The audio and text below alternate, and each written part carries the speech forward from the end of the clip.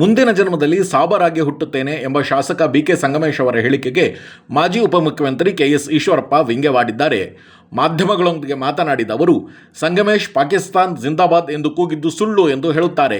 ಆದರೆ ತನಿಖೆಯಾಗುವ ಮೊದಲೇ ಈ ರೀತಿ ಹೇಳಿಕೆ ನೀಡುವುದು ತಪ್ಪು ಎಂದು ಹೇಳುವ ಮೂಲಕ ಸಂಗಮೇಶ್ ಅವರ ಹೇಳಿಕೆಗೆ ಪ್ರತಿಕ್ರಿಯೆ ನೀಡಿದರು.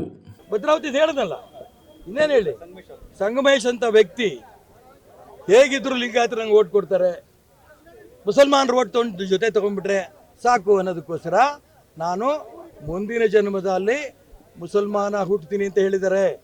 ನಾನು ಕೇಳಕ್ಕೆ ಹೇಗೆ ಇಷ್ಟಪಡ್ತೀನಿ, ಹಿಂದೂ ಸಮಾಜ ಇವತ್ತು ನೀ ಹೇಳ್ಕೊಂಡಷ್ಟು ಸುಲಭ ಇಲ್ಲ. ಭದ್ರಾವತಿಯಲ್ಲಿರೋಂಥ ಹಿಂದೂಗಳು ಕೂಡ ಒಟ್ಟಾಗ್ತಾ ಇದ್ದಾರೆ.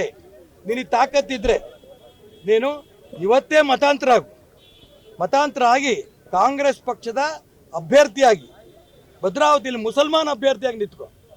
ಆ ಲಿಂಗಾಯತರು ಕೂಡ ರಾಷ್ಟ್ರ ಭಕ್ತರು, ದೈವ ಭಕ್ತರು ಭದ್ರಾವತಿಯಲ್ಲಿ ಇರೋರು. ಯಾವ ಕಾರಣಕ್ಕೂ ಕೂಡ ಮುಸಲ್ಮಾನ್ ಕಾಂಗ್ರೆಸ್ಸಿನ ಅಭ್ಯರ್ಥಿಗೆ ಬೆಂಬಲ ಕೊಡಲ್ಲ. ಈ ವಿಶ್ವಾಸ ನನಗಿದೆ. ಅಕಸ್ಮಾತ್ ನೀನೇನಾದರೂ ಕೂಡ ಭದ್ರಾವತಿನಲ್ಲಿ ಮುಸಲ್ಮಾನ್ ಅಭ್ಯರ್ಥಿ ಕಾಂಗ್ರೆಸ್ಸಿನ ಚುನಾವಣೆ ನಿಂತು ಗೆದ್ರೆ ನನ್ನ ರಾಜಕೀಯ ಜೀವನವಲ್ಲೇ ನಿವೃತ್ತಿ ತಗೋತೀನಿ ಅಂತ ಮಾತನ್ನ ಈ ಸಂದರ್ಭದಲ್ಲಿ ಹೇಳಕ್ಕೆ ಇಷ್ಟಪಡ್ತೇನೆ.